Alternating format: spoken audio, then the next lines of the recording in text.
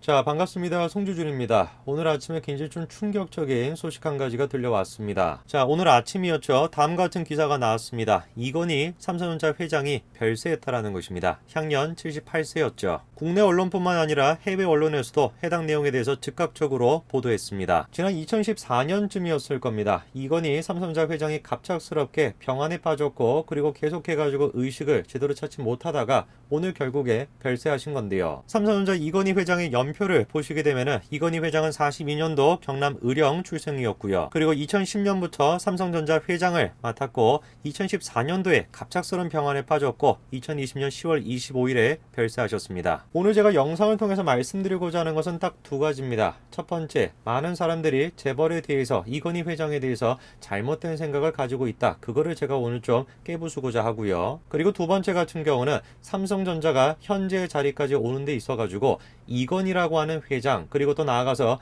이재용이라고 하는 부회장이 어떤 역할을 해냈는가 그거에 대한 이야기를 해보고자 합니다. 자, 클리앙이라고 하는 사이트에 다음과 같은 제목의 글이 올라와 있습니다. 어떤 내용인지를 보니까요. 저도 그 애도에 동참해 봅니다만 자신은 축배를 들겠다 이러고 있습니다. 심지어는 다음과 같은 글까지도 있습니다. 옆집 개가 죽었는데 애도를 합니까? 라고 하면서 이건희 회장이 개라는 건 아닙니다. 그렇다고요. 이렇게 지금 적어놨죠. 뒷단에는 지금 고소를 당할까 두려워가지고 이렇게 써놓은 것 같습니다. 자, 그리고 또 이런 글도 있습니다. 건희 형이 오늘 갔다니 참으로 애석합니다. 라고 하면서 내일 갔어야 탕탕절에 묶어서 축하할 텐데 말이죠. 하루만 더 있다 갔으면 안 됐었니? 이렇게 적어놨는데 놀라지 마십시오. 탕탕절이라는 것이 무엇이냐면 박정희 대통령이 서거했던 날을 이 사람들은 탕탕절이라고 부릅니다. 저는 어쩌다 지금 대한민국이 이 지경까지 되었나 정말로 제가 개탄스럽습니다. 저런 식의 지금 글을 쓰고 있는 사람들의 모습이 눈에 훤해요. 21세기 대한민국 사회에서 번듯한 어떤 직장도 없이 제대로 된 어떤 직책도 없이 아무런 역할도 못하는 사람들이 저런 식의 지금 글을 쓰고 있는 거 아니겠습니까? 배응망덕해도 어떻게 이렇게나 배응망덕할 수 있을까? 정말로 제가 개탄스럽습니다. 저런 글을 쓰신 분들한테 제가 이 말씀을 드리고 싶어요. 누가 썼는지 제가 알 수는 없습니다만 저런 글을 쓰고 저런 생각을 하실 시간에 자기 개발이나 조금 하시고 번듯한 직장을 찾으셔가지고 자기 방에서 탈출하시기 바랍니다. 자, 웃긴 거는 무엇이냐면 이낙연 당대표도 다음과 같은 글을 써놨습니다. 앞부분에 같은 경우는 애도를 한다 이런 얘기가 나와 있는데 본심은 뒤에 있죠. 그러나 고인은 재벌 중심의 경제 구조를 강화하고 블라블라블라 나와가지고 결론은 이겁니다. 삼성은 과거의 잘못된 고리를 끊고 새롭게 태어나기를 바랍니다면서 고인의 빛과 그림자를 차분하게 생각하며 상가 면복을 빕니다. 이건희라고 하는 거인이 떠나는 순간에 이낙연 당대표는 빛과 그림자를 언급하고 있습니다. 우선 일단 이낙연이라는 사람이 얘기하고 있는 그림자 부분도 저는 하나도 동의할 수가 없습니다. 그거에 대해서 이따가 제가 찬찬히 좀 말씀을 드리겠고요. 먼저 제가 지적을 하고 싶은 것은 무엇이냐면 딱 한 가지만 제가 물어보겠습니다. 박 전 서울시장과 이건희 회장 두 사람 중에서 위대한 사람이 누굽니까? 이거 초등학생도 얘기할 수 있는 답변 아니겠어요? 누가 됐든지 간에 다 이건희 회장으로 답변하겠죠. 그 거인이 이 위대한 인간이 떠나는 날에 이낙연 당대표는 그림자를 언급했습니다. 그러면은 이낙연 당대표는 박 전 시장이 떠나는 날에는 무슨 얘기를 했을까요? 보세요. 그림자 있습니까? 아무것도 지금 그림자 없습니다. 다 그냥 명밖에 없어요. 명. 저는 정말 이낙연 당대표한테 물어보고 싶어요. 저런 식으로 글을 쓰고 저런 식으로 정치 활동하면은 부끄럽지 않으세요? 자기 지지층을 제외한 수많은 지금 상시적인 사람들은 어떻습니까? 이낙연의 지금 그 빛과 그림자 페북에 대해 가지고 폭주하고 있습니다. 폭주. 분노가 지금 폭발한 거죠. 당연히 그렇지 않겠습니까? 박 전 시장과 그 다음에 이건희 회장 어떤 인간이 위대한지는 삼척동자도 다 아는 것이고 초등학생도 다 아는 일인데 그 위대한 거인이 떠나는 날에 빛과 그림자를 운운하고 앉아있으니 누가 도대체 화가 안 나겠습니까? 물론 화가 안 나는 사람들이 있겠죠. 그게 이제 이낙연 같은 사람들을 지지하고 있는 소수의 그 특정 그룹의 사람들 아니겠습니까? 이낙연이 됐건 이재명이 됐건 문재인이 됐건 이런 사람들을 지지하는 사람들에게 재벌이라고 하는 존재는 악마 그 자체입니다. 인터넷에 다음과 같은 글이 나와 있죠. 삼성처럼 문어발식 대기업이 있냐 이거예요. 반도체, 보험, 언론, 금융, 유통 다 그냥 하고 있는 것 같은데 이런 식으로 하고 있는 기업이 있냐 이겁니다. 저 그래가지고 나이스한 놈이 아이디가 있다인지 모르겠어. 나이스한 놈이 뭐라고 지금 답변을 했습니까? 없다 이거예요. 재벌이라고 하는 기업 집단 체제도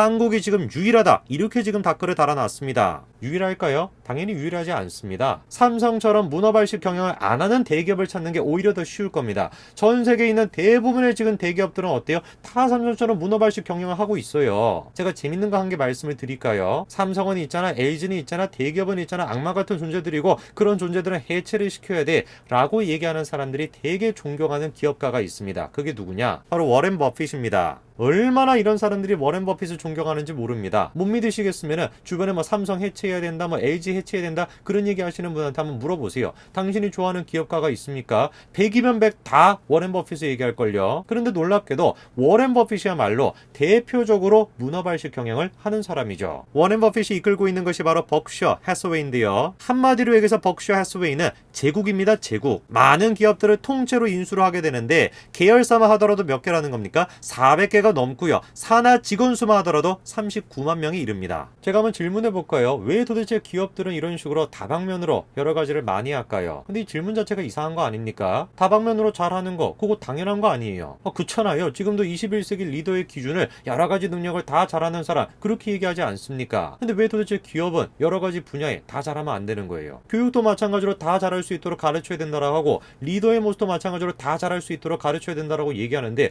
왜 기업은 유달리 지금 재벌, 즉 삼성과 같은 재벌 기업은 한 가지만 잘해야 된다라고 얘기를 합니까? 말이 앞뒤가 하나도 안 맞는 것이에요. 21세기 사회를 규정짓는 말이 다방면 사회입니다. 다방면 사회. 한 가지만 잘해가지고 안 되는 것이고 당연히 여러 가지를 다 잘해야 되는 거 그게 기본이고 상식인 겁니다. 물론 어떤 기업들은 특정 사업에 특정 서비스에 특화를 시키려고 하는 기업도 있습니다. 왜 그렇게 할까요? 그게 도움이 되니까 그게 자기들이 생각하기에 경제성이 있다라고 생각하니까 그렇게 하는 것이죠. 그러나 그런 특정한 경우를 제외한 대부분의 경우는 어때야 되는 거예요? 사회 자체가 21세기 사회 자체가 다방면 사회인데 다방면으로 잘해야죠. 다방면을 못하면 퇴화가 되는 것입니다. 그러니까 삼성은 무슨 뭐 문어발식 기업이기 때문에 이것만 해체를 시켜야 된다 라고 얘기하는 사람들이 사회에서는 대부분 퇴화가 되어 있는 사람들인 겁니다. 그런 생각을 하니까 사회에서 퇴보가 되는 거예요. 현재 지금 삼성은 전 세계 반도체 시장을 주름잡고 있습니다. 어떻게 해가지고 삼성이 반도체 1위까지 올라섰을 수 있을까요? 딱 한마디로 얘기해서 이건희 덕분이었습니다. 오로지 이건희 회장의 의지로 수많은 사람들이 반대를 했지만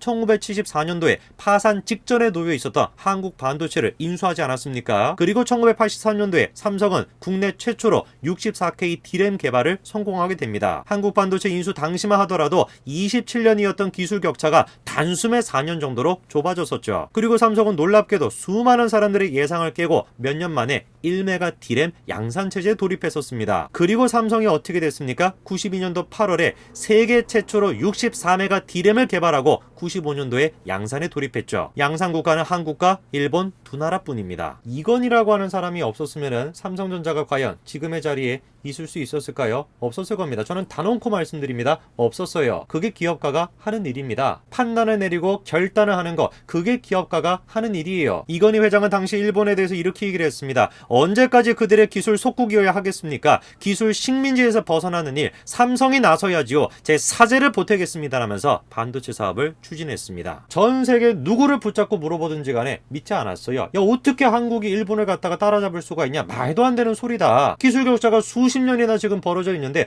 어떻게 몇 년 만에 그거를 따라갈 수 있냐? 말도 안 되는 소리다. 그러나 이건희 회장은 뭐라고 했습니까? 사비를 내가 털어서라도 반드시 우리가 기술 속국에서 벗어나겠다라고 했고 실제로 그거를 이뤄낸 것이죠. 여기 또 한 명의 사람이 있습니다. 마찬가지로 이건희 회장과 마찬가지로 일본을 뛰어넘겠다라고 얘기했던 사람이 있어요. 바로 문재인 대통령입니다. 다시는 일본에게 지지 않겠다 그렇게 얘기했죠. 문재인 대통령에 공감하시는 분들은 아세요? 아니 문재인 대통령이 도대체 뭘 지지 않겠다라는 겁니까? 다시는 지지 않겠다 뭐 이렇게 얘기를 하시는데 뭘 지지 않겠냐고 도대체. 대통령이 지금 일본한테 지지 않겠다라고 하는데 뭘 지지 않겠다라는 거예요 도대체. 정말로 현실을 바꾸는 거 이것이야말로 기업가들이 하는 일이에요. 문재인 대통령 같은 사람들이야 아무 생각도 없이 현실을 바꿀 수도 없으면서 현실에 아무것도 할 수도 없으면서 망상에 빠져가지고 아무 소리나 하는 것이지 실제로 현실을 바꾸는 건 기업가들입니다. 그런데 지금 대한민국은 어떤 상태입니까? 그 기업가들을 다 없애려고 하고 있어요. 이재용 부회장의 상속세가 10조가 넘을 거다 이런 얘기가 나옵니다. 현재 지금 대한민국의 상속세는 어떤 상태입니까? 현재 지금 대한민국 상속세는 한마디로 얘기해서 세계 최고 수준입니다. 세계 최고. 또 어떤 분들은 그렇게 얘기하실 수도 있어요.